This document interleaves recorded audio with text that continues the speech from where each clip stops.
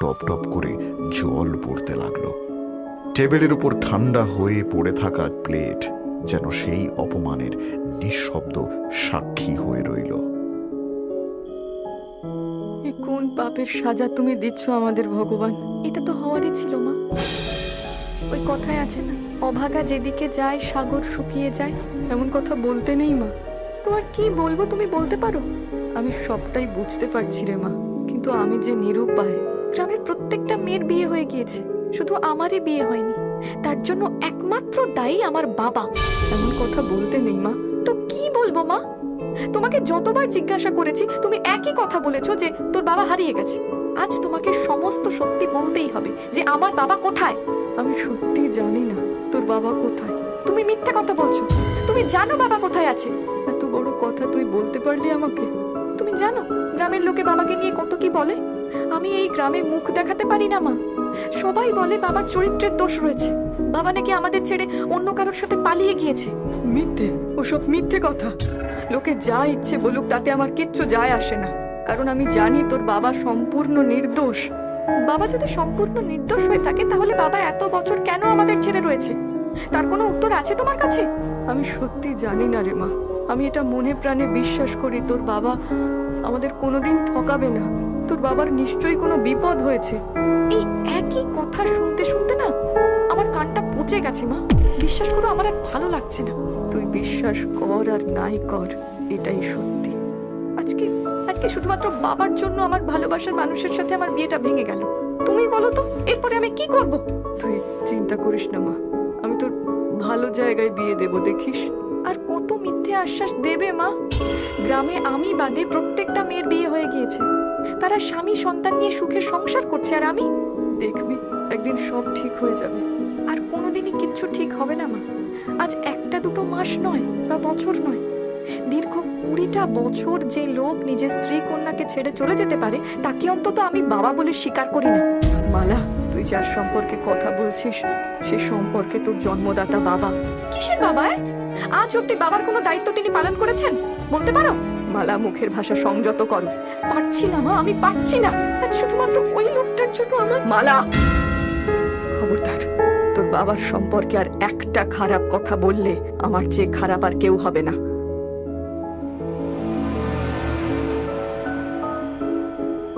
মালা, মালা, মা দরজাটা খোল মা। দেখ আমি তোর জন্য খাবার এনেছি, একটু খেয়ে নে মা। আমার খিদে নেই মা, তুমি যাও, আমাকে একটু একা থাকতে দাও। এমন কথা বলিস না মা, তুই না খেলে আমারও যে পেটে কিছু যাবে না। দরজাটা খোল না মা, আমি তোকে নিজে হাতে খাইয়ে দেব। তোর এমন অবস্থা দেখে কি করে চুপ করে থাকতে পারি বলতো? কেন এসেছো তুমি মা? আমার জীবনটা তো শেষ। চন্দন চলে গেল, গ্রামের লোকে আমাকে নিয়ে কি না কি বলে। এই সব কিছুর জন্য একমাত্র দায়ী আমার বাবা। এমন কথা মুখে আনিস না মা। তোর বাবা যেখানেই থাকুক আমাদের ভালোবাসতো। আমি জানি কিছু একটা হয়েছে, নইলে সে কখনো আমাদের ছেড়ে যেত না। তোর রাগের কারণ আমি বুঝি, কিন্তু এভাবে নিজেকে কষ্ট দিস না মা। মা, তুমি এখনো বাবার কথা ভেবে চলেছো? এমন কথা শুনলে চন্দন কেন কোনো পরিবারই আমাকে তাদের ছেলের বউ হিসেবে মেনে নিতে চাইবে না। শোন শোন মা, ভগবান আছেন, তিনি আমাদের পথ দেখাবেন। এখন চোখ মুছ দেখি, আমি তোকে খাইয়ে দিই সেই ছোটবেলার মতো। তুমি না থাকলে আমি কি করতাম মা? তবু বাবার কথা আমি আর বলবো না, শুধু শুধু তোমার জন্য। আমার সোনা, আমি আরেকটু খেয়ে নে দেখি, নে খা। সরলা মালাকে খাইয়ে দিতে দিতে নিজের চোখের জল লুকোয়।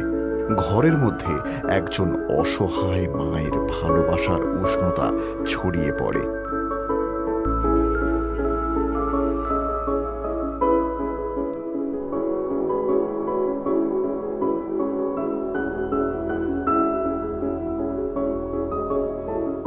মা, উঠ, আমি এসেছি। দরজাটা খোল মালা। আর কতক্ষণ অপেক্ষা করব? রাত তখন বেশ গভীর। মালা নিজ শয্যায় গভীর ঘুমে আচ্ছন্ন। হঠাৎ সদর দরজায় টোকা পড়ার শব্দের সাথে এক পুরুষালী কণ্ঠস্বর শুনে এক লহমায় ঘুম ছুটে গেল মালার। মা, মা কি হলো? তুমি তুমি এভাবে উঠে বসে আছো কেন? ঘুমাওনি? শুনলি না মা? কি যেন ডাকলো, মনে হচ্ছে খুব চেনা কেউ। আমার বুকের ভেতরটা কেমন করছে রে মালা। মা, আমি আমি স্বপ্নে দেখলাম একটা একটা কালো ছায়া আমাকে ডাকছিল, বলছিল দরজা খোল, আমি এসেছি। আমার আমার খুব ভয় করছে মা। এত রাতে কে ডাকবে? কালো ছায়া? তুই কি দেখেছিস মা? কি বলছিল সে? আমার মন বলছে এটা কোনো সাধারণ স্বপ্ন নয়। আমি আমি শুনেছি কেউ যেন সত্যি ডাকছে। দরজা খোলো সরলা, আমি এসেছি। দরজা খোলো, দরজা খোলো কণ্ঠ আমি চিনি। মালা, মালা আমাকে দরজা খুলতে দে, দরজা খুলতে দে আমাকে।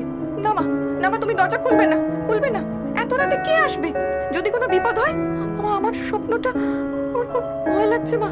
তুমি তুমি বসো, তুমি বসো, আমি বলছি কেউ নেই। না, আমি এই কণ্ঠ চিনতে ভুল করিনি রে। কত বছর ধরে এই আওয়াজের জন্য অপেক্ষা করেছি আমি। এই যে তোর বাবার কণ্ঠ, বাবার কণ্ঠ রে। তুমি বলতে পারো মা, যে মানুষটা 20 বছর আগে আমাদের ছেড়ে চলে গেছে, সে আজ কোন টানে আমাদের কাছে ফিরে আসবে? কি বলছো তুমি এসব? না রে, আমি আমি স্পষ্ট শুনেছি ওই কণ্ঠস্বর তোর বাবারই রে মালা। মা, দয়া করে একটু বোঝার চেষ্টা করো, এটা কারো চালাকি হতে পারে। এত রাতে কেউ আসে না। আমার কথাটা শোনো, তুমি দরজাটা খুলো না। ভয় পাস না মা, ভয় পাস না, কিচ্ছু হবে না। আমার মন বলছে আজ হয়তো আমাদের সব প্রশ্নের উত্তর আমরা পাবো। আর যদি নাও হয়, আমি তোর মা, আমি সব সামলে নেব। তুই এখানে থাক, আমি আসছি। দরজাটা খোলো সরলা, আমি নিত্যানন্দ ফিরে এসেছি তোমাদের কাছে। নিত্যানন্দ? এ তো তোর বাবা। ইনি আর কোনো সন্দেহ নেই রে মালা। সরলা বাইরে অপেক্ষারত আগন্তুককে এক ঝলক দেখেই তাকে জড়িয়ে ধরে কাঁদতে শুরু করে। তুমি এতদিন কোথায় ছিলে? তুমি আমাদের ছেড়ে কোথায় গিয়েছিলে? আমি তো ভেবেছিলাম তুমি আর ফিরবে না। সরলা, সেসব অনেক কথা, কিন্তু এখন সেসব বলার সময় নেই। আমাদের এই মুহূর্তে এই গ্রাম ছেড়ে চলে যেতে হবে এক্ষুনি। কেন? কেন? কি হয়েছে? আর আর তোমার এই অবস্থা কি করে হলো? কি হয়েছে তোমার? বলো না আমাকে। আর এই ক্ষতগুলোই বা কিসের? সরলা, এত কথা বলার সময় নেই। এই গ্রামে থাকলে আমাদের সবার বিপদ বাড়বে। আমি ফিরে এসেছি, কিন্তু আর যে সময় নেই। এক্ষুনি আমাদের এই গ্রাম ছেড়ে চলে যেতে হবে। এই লোকটা কে মা? বলছেন ইনি আমার বাবা, কিন্তু প্রমাণ আছে কি আপনার কাছে যে আপনি আমার বাবা? যদি সত্যি আমার বাবা হয়ে থাকেন, তাহলে এত বছর কোথায় ছিলেন আপনি? কেন আমাদের সঙ্গে দেখা করেননি? কেন আমাদের একা ফেলে রেখে গিয়েছিলেন আপনি? মালা, আমি জানি তোর মনে অনেক প্রশ্ন, আমারও অনেক কিছু বলার আছে। তুই এখন বড় হয়ে গেছিস অনেক, কিন্তু এখন আমাকে বিশ্বাস কর।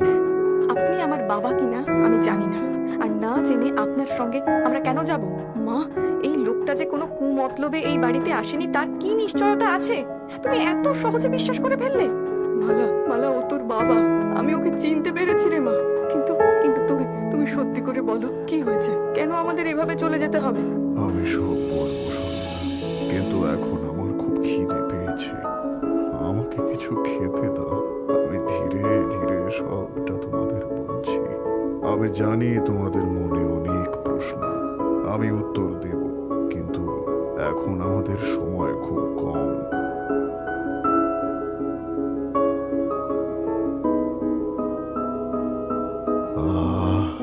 আজ কত বছর পর ভালো খাবার খাচ্ছি। খাও, ভালো করে খাও।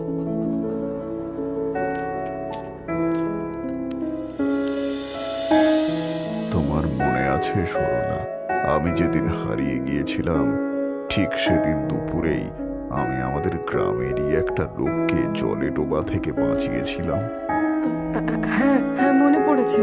তুমি তো বলেছিলে ওই হরেন নাকি জলে ডুবে যাচ্ছিল আর তুমি তাকে বাঁচিয়েছিলে। কিন্তু হঠাৎ এসব কথা কেন বলছো? ঘটনা সেখানে শেষ হয়ে যায়নি সেদিন।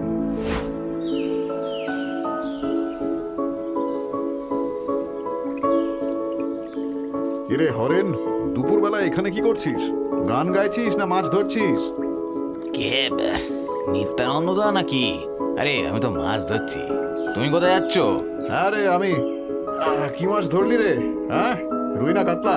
এখনো তো ধরিনি দাদা, তবে মনে হচ্ছে বড় কিছু একটা পাবো, বুঝেছো? মেয়েটা বলছে বাবা রুই মাছের মাথা দিয়ে ঝোল খাবো, তাই না এসে উপায় আছে? তা তো বেশ ভালোই করেছিস, কিন্তু এখানে না এসে তুই তো বড় নদীতে যেতে পারতিস। জানিস না এই ছোট পুকুরের একটা বদনাম আছে?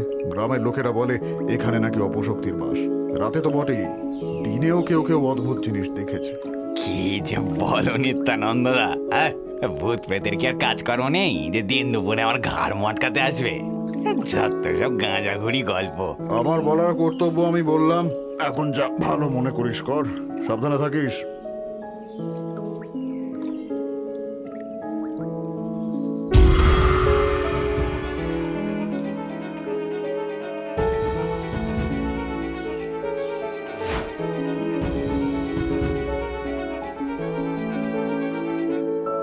এ কি রে, তুই তো পাড়ে বসে মাছ ধরছিলি, হঠাৎ করে জলে পড়ে গেলি কি করে?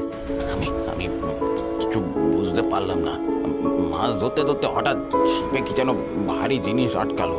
ভাবলাম হয়তো বড় মাছ পেয়েছি। হঠাৎ জলের নিচে থেকে একটা একটা খাটা হাত আমার পা ধরে হ্যাঁচকা টান দিল, আর আমি সোজা জলে পড়ে গেলাম। হাজার চেষ্টা করেও সেই হাতের বাঁধন থেকে নিজেকে মুক্ত করতে পারলাম না। সে আমাকে টেনে নিয়ে যাচ্ছিল জলের গভীরে। যদি যদি তুমি ঠিক সময় না আসতে দাদা, আজ হয়তো আমি... কাটা হাত? তুই সব কি বলছিস? না গো, আমি সত্যি বলছি। তোকে আমি আগেই বলেছিলাম এখানে অপশক্তির বাস আছে। তাড়াতাড়ি বাড়ি চলে যা, আজ আর মাছ ধরে কাজ নেই। একটু বিশ্রাম নে, দেখবি সব ঠিক হয়ে যাবে।